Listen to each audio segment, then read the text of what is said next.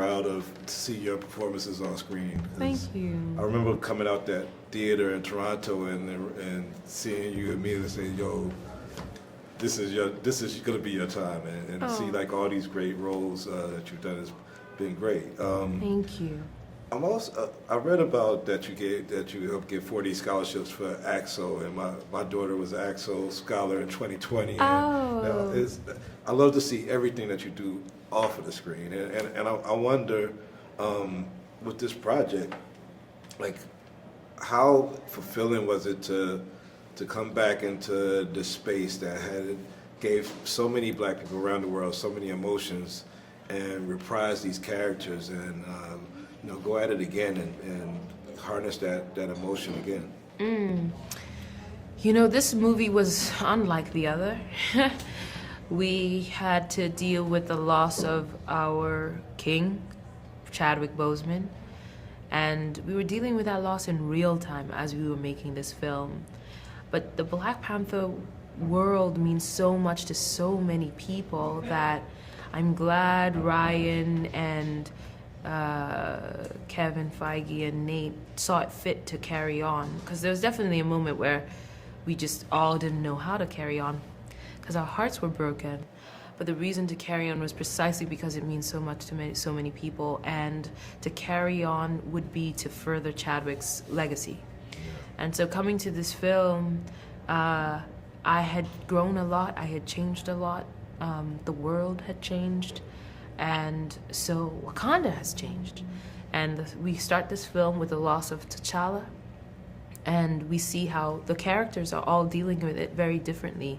Grief looks very different on different people, and we're exploring that. How do you move forward when you lose something so dear to you, when you experience such deep tragedy? And hopefully this film gives some hope and some light to folks who may feel disillusioned by life, as well as giving you a great action-packed joyride. Definitely does. I wonder, now that you've been a part of making 2 films in this fictional Wakanda, have you considered like how can we make Wakanda here in real life? How can we make Wakanda not be fiction for us? How can we make a Wakanda?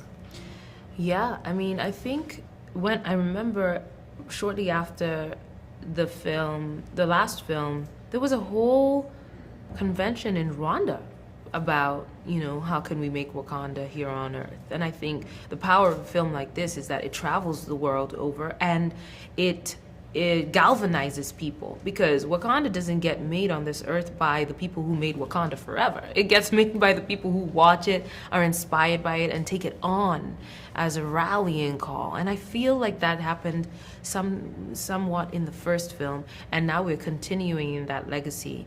And I think that I have seen so many things have transpired since fashion has changed, and the very fact that Black Panther is inspired by what is happening in real life on the African continent. It is a nod to African culture the world over. And so it's real life inspiring art, and that art inspiring life.